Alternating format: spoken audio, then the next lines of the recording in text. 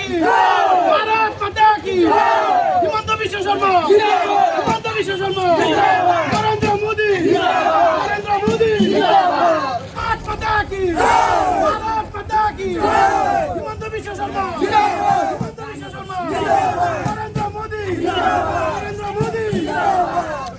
দুষ্ণারা খাতুন আপুনি কি আজি আপোনালোকৰ কোনটো পঞ্চায়তৰ সভা কাৱৈমাৰী গাঁও পঞ্চায়ত আপুনি কি পাইছে প্ৰেচিডেণ্ট পাইছোঁ। প্ৰেচিডেণ্ট অঁ কিমানগৰাকী ৱাৰ্ড সদস্যই আপোনাক সম্বোধন কৰিছে 9জনক মেম্বাৰে মোক সদস্য হিচাপে গঠন কৰিছে। আপুনি প্ৰথমবাৰৰ কাৰণে হৈছে অঁ অনুভৱ কেনেকুৱা ভালেই।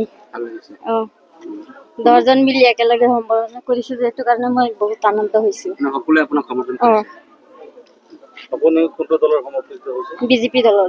বিজেপি দলৰ সমৰ্থন অঁ আপোনাৰ নামটো কি বুলি ক'লে দুষ্ণাৰা খাতুন আৰু ভাইচ প্ৰেচিডেণ্ট কাক দিলে সবিনাই খাতুন সবিনা নাজমিন আপোনালোকৰ আজি কোনখন পঞ্চায়ত গঠন কৰিলে কাৱৈমাৰী গাঁও পঞ্চায়ত কাৱৈমাৰী আপুনি কিহত প্ৰতিষ্ঠিত হৈছে ওই ভাইস প্ৰেসিডেন্ট এবাৰ কি আপুনি প্ৰথমবাৰৰ কাৰণে ৰাজনীতিত সোমাইছে প্ৰথমবাৰ হুম? প্ৰথমবাৰ গতিকে কেনেধৰণৰ অনুভৱ হৈছে ভালো লাগিছে।